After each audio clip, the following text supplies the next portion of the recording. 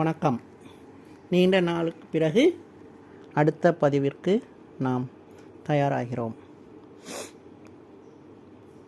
இந்திய விடுதலை போராட்டத்தில் 18ஆம் நூற்றாண்டின் தொடக்கத்தில் தென் தமிழகம்தான் முதன்மையாக இருந்தது. அதனுடைய பின்னணியை நம்ம திரும்பி பார்க்குவோம். வடக்கே டெல்லி தலைமையகமாக கொண்டு முகலாய அரசு ஆண்டு வந்தது. அப்போது முகலாய அரசு தனது எல்லையானது அவுரங்கசீப் காலத்தில் பார்க்குமானால் டிரான்சாக்சியானாவிலிருந்து செஞ்சி வரை, தமிழகத்தோட செஞ்சி தான் கடைசி எல்லை. டிரான்சாக்சியானாங்கிறது ஆப்கானிஸ்தானத்தில் உள்ளது. ஸோ அது என்டையர் சவுத் ஏஷியா முழுவதும் முகலாயர்களோட ஆட்சி காலத்தில் இருந்தது. அவங்களுடைய வலிமையான படை, அது தரைப்படையாக இருக்கலாம், குதிரைப்படையாக இருக்கலாம், வலிமையான ஒரு படையாக இருந்தது.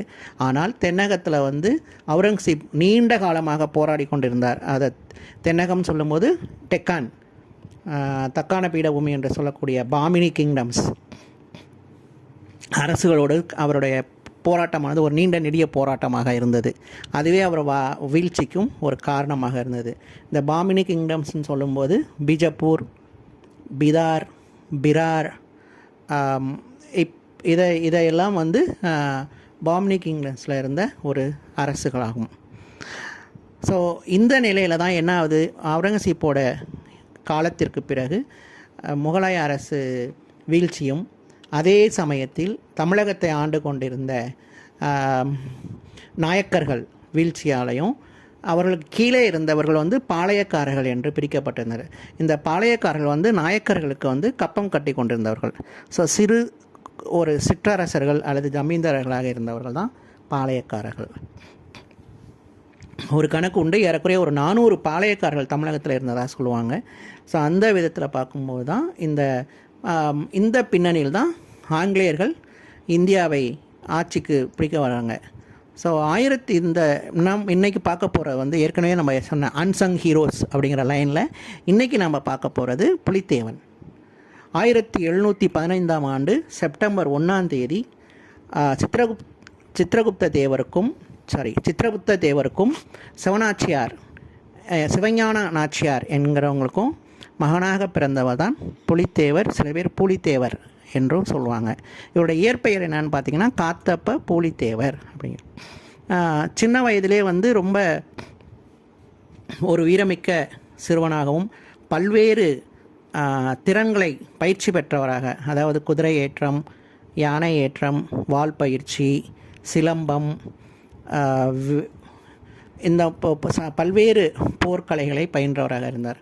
அவருடைய திறமையை பார்த்து தான் 12ஆம் வயதிலேயே அவர் தாயும் தந்தையும் அவருடைய சிற்றரசுக்கு அரசராக பதவி பிரமாணம் செய்து வைக்கின்றனர். அதாவது 1726லேயே அவர் அரசராக பொறுப்பேற்கிறார். ஆட்சியை திறமைக்கு செய்து கொண்டிருந்தவர். அவருடைய தலைநகரம் நெற்கட்டான் சேவல், அதாவது திருநெல்வேலி மாவட்டத்தை சேர்ந்தது. ஆனால் இப்போது சங்கரங்கோவில், அதாவது தென்காசி மாவட்டம் இப்போ பிரிச்சுட்டாங்க இல்லையா. ஸோ நெற்கட்டான் சேவல் இது மேற்கு மலை தொடர்ச்சி பகுதியில் உள்ளது. ஒரு வலிமை மிக்க பாளையக்காரராக இருந்தவர் தான் இவர் தான் ஆங்கிலேயருக்கு எதிராக குரல் கொடுத்தவர்.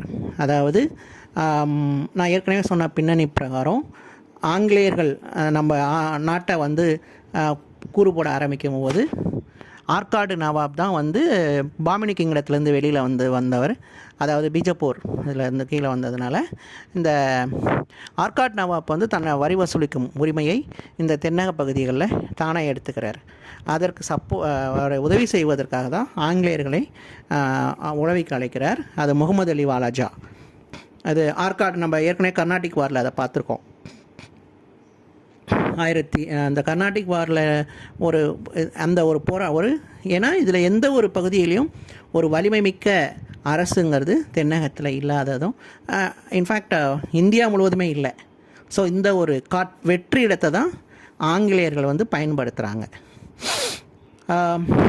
ஸோ அப்போ முகமது அலி வாலாஜா தனது சகோதரரை மெஹபூஸ் கானையும், அப்போது ஆங்கிலேயர் கர்னல் ஹெரான் அப்படிங்கிற ஒரு பேரும் இந்த நெற்கட்டான் சேவலுக்கு படையெடுக்க முடிவு செய்கிறாங்க.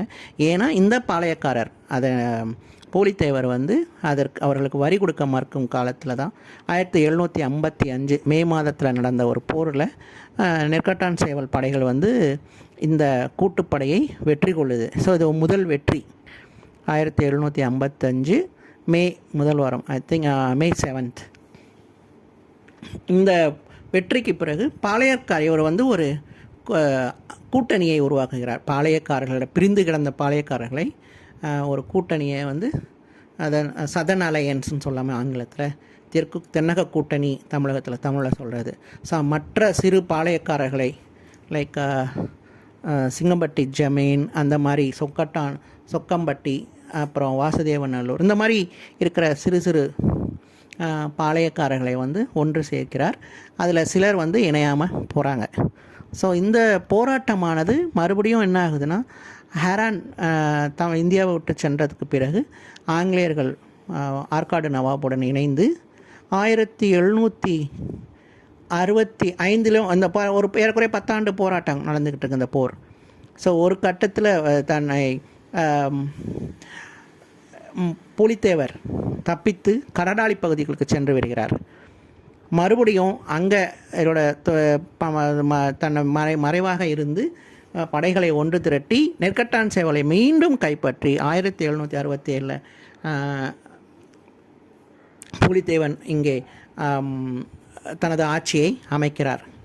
இந்த பகுதி இன்னொன்று நம்ம பார்க்க வேண்டியதுனா 1756 அப்புறம் இந்த திருநெல்வேலி பகுதியானது ஆர்காட் நவாப் முகமது அலி வாலாஜா இவர்கள் வந்து அவருடைய அண்ணன் அதாவது சகோதரன் சொல்ல மஹபூஸ் கானுக்கும் அவருடைய இன்னொரு தம்பி அப்துல் ரஹீம், அது பாளையங்கோட்டையையும் ஸ்ரீவில்லிபுத்தூர் அது நடுக்கோட்டை என்று லோக்கலில் பாப்புலராக அழைக்கக்கூடியது, அங்கே அவர்கள் வந்து ஆட்சியை கொடுக்குறாங்க. ஸோ இவர்கள் வந்து ஆங்கில அரசுக்கு கப்பம் கட்ட வேண்டும். ஸோ இந்த ஒரு இதில் தான் புலித்தேவன் வந்து ஆற்காடு நவாப் இருந்த பாளையங்கோட்டையையும் ஸ்ரீவில்லிபுத்தூர் அதை நடுக்கோட்டையில் இருந்த அப்துல் ரஹீமையும் பிடிக்கிறார். ஆனால் இதெல்லாம் வந்து 1755 ஏறக்குறைய 65 இந்த 10 ஆண்டு காலத்தில் நடந்த போராட்டங்களாகும். 1767 பெரும் படையோடு பல அப்போதைக்கு இருந்த நவீன ஆயுதங்களோடு ஆங்கிலேயர்கள் புலித்தேவரை சூழ்ந்து அவரை வந்து கைது செய்கிறாங்க. ஆனால் புலித்தேவனோட மறைவு அப்படிங்கிறது வந்து ஒரு இன்னமும் முடிவுக்கு வராத ஒரு மறைவு. பொதுவாக நம்ம ஓரல் ஹிஸ்ட்ரின்னு சொல்லுவோம் இல்லையா, ஃபோக்லோர் நாட்டுப்புற பாடல்களில் இருந்து தான் இவர்களுடைய விவரங்களை வந்து நம்ம சேகரிக்க முடிகிறத ஒழிய ஒரு பதிவு அப்படின்னு பார்த்தா அப்போதைக்கு இருந்த ஒரு ஆங்கிலேயருடைய ராபர்ட் ரோம் அவருடைய one of the officers of the East Indian Company he has written something, அது அவருடைய சில குறிப்புகளில் இருந்தும் புலித்தேவனோட பயோகிராஃபி எடுக்கலாம் மொழியே அவருடைய ஆட்சி காலங்களை செய்ய முடியும்.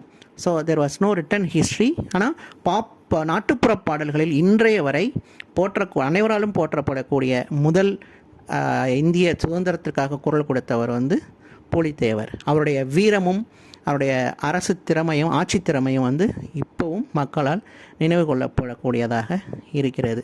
1767 அவரை கைது செய்த பொழுது சங்கரன்கோவிலில் உள்ளே தனது இறைவனை வழங்க வேண்டும் என்று கேட்டுக்கொண்டதன் பேரில் அவர்கள் உள்ளே நுழைகிறார். ஆனால் கோவில் நுழைந்ததுக்கு அப்புறம் அவர் வரவில்லை அப்படிங்கிறது தான் ஒரு இறைவனோடு சேர்ந்து விட்டார் அப்படிங்கிற ஒரு கதை தான், அதுக்கு ஒரு புனர்கதை தான் இருக்குது ஒழிய. ஆனால் there is no any historical record. ஆனால் வாட் எவர் இந்திய விடுதலை போராட்டம் மற்ற இடங்களில் இப்போவும் மற்ற புத்தகங்களில் வந்து பெருசாக பேசப்படக்கூடிய வட இந்தியாவில் சொல்லக்கூடிய மிர்சா உண்டாவோட